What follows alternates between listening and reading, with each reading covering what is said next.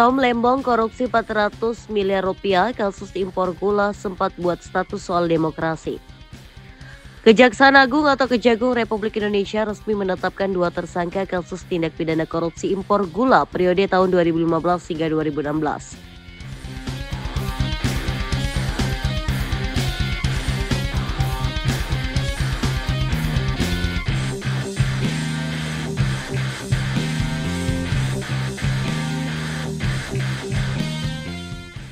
Dua tersangka itu yakni Thomas Trikasi Lembong atau TTL sebagai Menteri Perdagangan atau Mendak pada saat itu dan CS sebagai Direktur Pengembangan Bisnis PT PPI.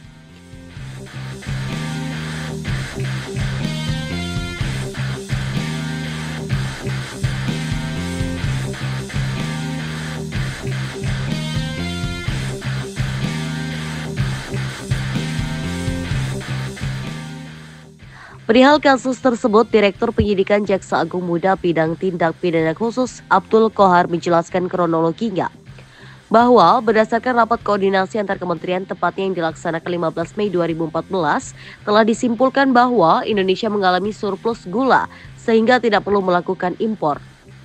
Akan tetapi pada tahun yang sama yaitu tahun 2015 tersebut Mendak yaitu Tom Lembong memberikan izin persetujuan impor gula kristal mentah sebanyak 105.000 ton yang kemudian gula kristal mentah atau GKM diolah menjadi gula kristal putih atau GKP.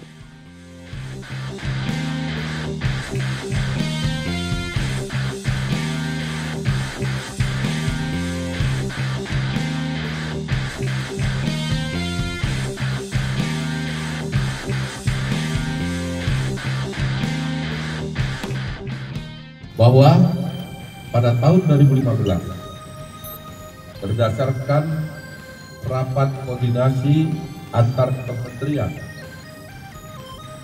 tepatnya telah dilaksanakan pada tanggal 12 Mei 2015 telah disimpulkan bahwa Indonesia mengalami surplus gula sehingga tidak perlu atau tidak membutuhkan impor gula. Akan tetapi pada tahun yang sama, yaitu tahun 2015 tersebut, Menteri Perdagangan, yaitu Saudara TTN, memberikan izin persetujuan impor gula kristal mentah sebanyak 105.000 ton kepada PT AP, yang kemudian gula kristal mentah tersebut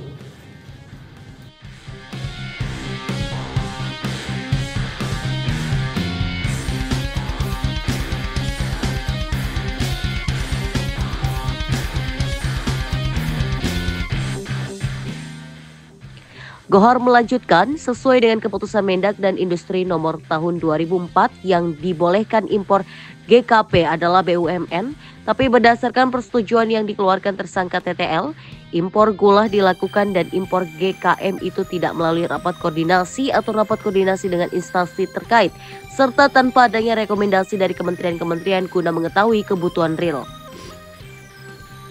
Lalu pada 28 Desember dilakukan rakor di bidang perekonomian yang dihadiri Kementerian Perekonomian yang salah satu pembahasannya bahwa Indonesia pada 2016 kekurangan gula kristal putih sebanyak 207.000 ton. Dalam rangka stabilisasi harga gula dan pemenuhan stok gula nasional. Pada bulan November sampai dengan Desember 2015, tersangka CS selaku Direktur Pengembangan Bisnis PT PPI, Perusahaan Perdagangan Indonesia, memerintahkan staf senior manajer bahan pokok PT PPI atas nama P untuk melakukan pertemuan dengan 8 perusahaan swasta yang bergerak di bidang gula, padahal dalam rangka pemenuhan stok dan stabilisasi harga seharusnya diimpor adalah gula kristal putih secara langsung dan yang dapat melakukan impor tersebut hanya BUMN.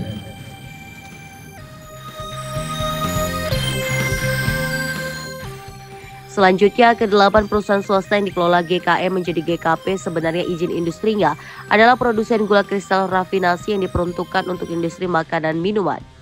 Adapun setelah ke-8 perusahaan itu impor dan mengelola GKM jadi GKP, lalu PT PPI seolah membeli gula itu padahal senyatanya gula itu dijual perusahaan swasta yaitu 8 perusahaan itu ke pasaran atau masyarakat lewat distributor yang terafiliasi dengannya seharga Rp16.000 per kilogram atau lebih tinggi dari HIT Rp13.000 dan tidak dilakukan operasi pasar.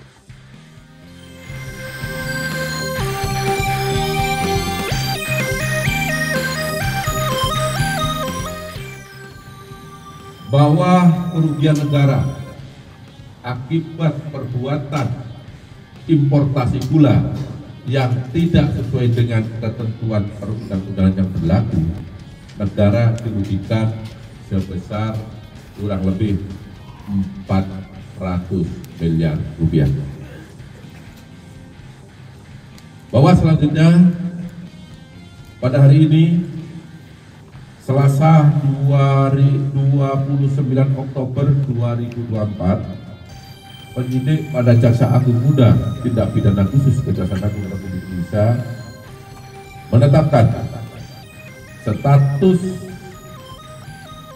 saksi terhadap 2 orang menjadi tersangka karena telah memenuhi alat bukti bahwa yang bersangkutan telah melakukan tindak pidana korupsi. Adapun kedua tersangka tersebut adalah 1. TTL selaku Menteri Perdagangan periode 2015 sampai dengan 2016 berdasarkan surat penetapan tersangka nomor TAP garis datar 60 garis miring F.2 garis miring FD.2 garis miring 10 garis miring 2024 tanggal 29 Oktober 2024.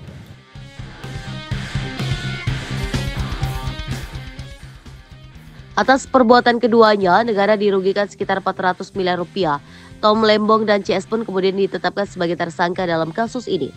Keduanya disangkakan melanggar pasal 2 ayat 1 atau pasal 3 jangto pasal 18 Undang-Undang Nomor 31 Tahun 1999 sebagaimana diubah dengan Undang-Undang Nomor 20 Tahun 2021 tentang pemberantasan tindak pidana korupsi jangto pasal 55 ayat 1 ke 1 KUHP.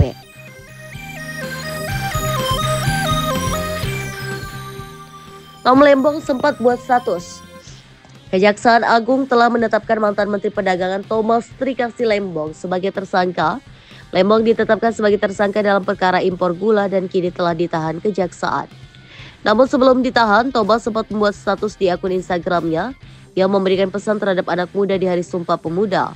Tom Lembong menyinggung soal pesan demokrasi yang sudah diwarisi generasi-generasi pendahulu.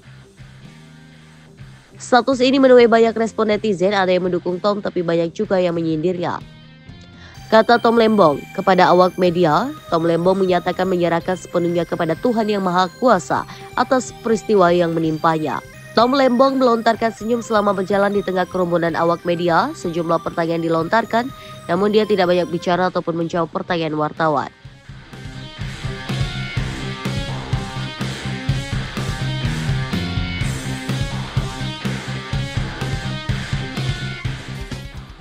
Kepala Pusat Penerangan Hukum Kejaksaan Agung Hari Siregar menyebut penelusuran ini merupakan bagian dari proses penyidikan yang lebih luas. Untuk mendalami kasus ini, Kejaksaan Agung akan memeriksa saksi-saksi dari 8 perusahaan yang menerima izin impor gula serta memeriksa dokumen terkait.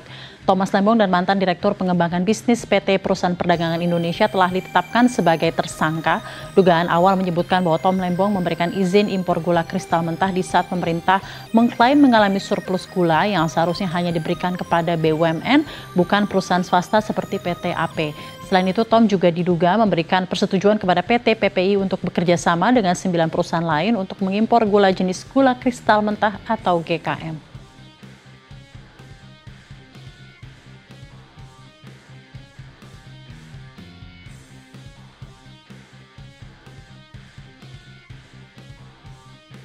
perusahaan swasta yang sebenarnya kalau dilihat dari profilnya menurut rilis keterangannya Pak Dirdi itu kan itu tidak, seharusnya mereka pada gula rafinasi, ya kan?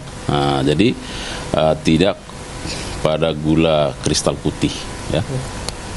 Pertanyaan saya justru muncul, apakah peristiwa itu bisa muncul kalau tidak ada regulasinya? Tapi sebagai menteri kan dia memang punya apakah regulasi itu benar? Ya. Walaupun nggak ada aliran dana ke tahun lalu. Apakah aliran dana ada baru disebut satu tindak pidana korupsi?